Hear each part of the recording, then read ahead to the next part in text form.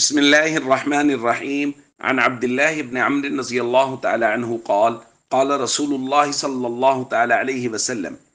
لزوال الدنيا أهون على الله من قتل رجل مسلم رواہ الترمذی۔ نبی کریم صلی اللہ علیہ وسلم نے ارشاد فرمایا،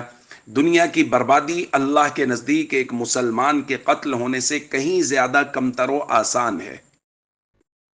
دوستو، کسی کا قتل کرنا، چاہے وہ مسلمان کا ہو یا کسی پرامن غیر مسلم کا، شریعت کی نظر میں انتہائی ناپسندیدہ عمل ہے۔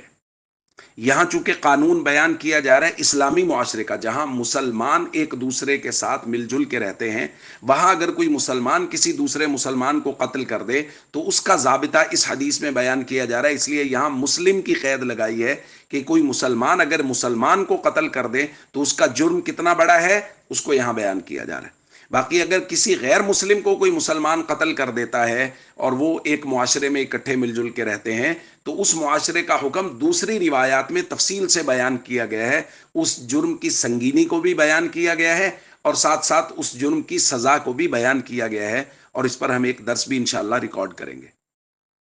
اگر کوئی مسلمان کسی مسلمان کو قتل کر دیتا ہے تو نبی پاک صلی اللہ علیہ وسلم فرما رہے ہیں دنیا کی تباہی سے بڑا جرم ہے یہ۔ اور قرآن کریم میں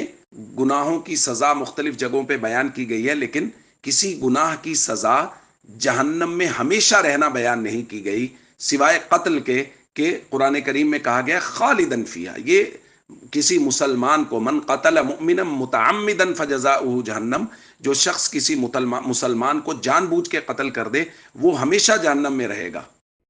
اور ایک روایت میں بھی نبی کریم صلی اللہ علیہ وسلم یہ فرما رہے ہیں کل ذنب عسى الله ان يغفره الا من مات مشرکا، ہر گناہ اللہ اس کو معاف کر دے گا سوائے مشرک، کوئی آدمی مشرک ہو کے مر گیا وہ گناہ، او من يقتل مؤمنا متعمدا، یا کوئی شخص کسی مسلمان کو جان بوجھ کے قتل کر دے، یہ گناہ اللہ معاف نہیں کرے گا۔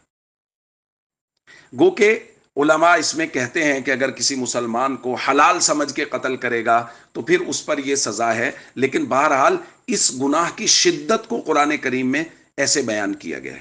ہمارے معاشرے میں یہ ایک المیہ ہے کہ لوگ چھوٹی چھوٹی بات پہ، کچھ غلط فہمیوں کی بنیاد پہ، اور بعض لوگ خاندانی دشمنیوں کی بنیاد پہ، بعض لوگ چوری چکاری کے دوران ایسے لوگوں کو قتل کر دیتے جیسے کوئی مسئلہ ہی نہیں ہے۔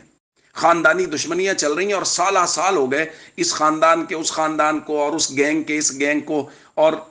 گروہوں کے گروہ ایک دوسرے سے لڑ رہے ہیں، اور مسلمان مسلمان کو قتل کر رہا ہے، اور اس بات میں ان کو کوئی یہ بات ان کے ذہن میں بھی نہیں آ رہی کہ ہم کتنا بڑا گناہ کر رہے ہیں، بس خاندانی دشمنیوں میں لگے ہوئے ہیں، اسلام کی تو بات ہی کہیں نہیں ہو رہی۔ تو اس لیے یہ جرم اس قدر بڑا ہے کہ دنیا تباہ ہو جائے، اللہ کے نبی صلی اللہ علیہ وسلم فرما رہے ہیں کہ اللہ کو یہ جرم اس سے بھی بڑا معلوم ہوتا ہے۔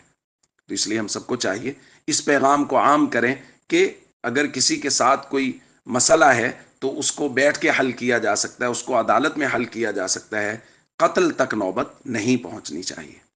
السلام علیکم ورحمۃ اللہ وبرکاتہ۔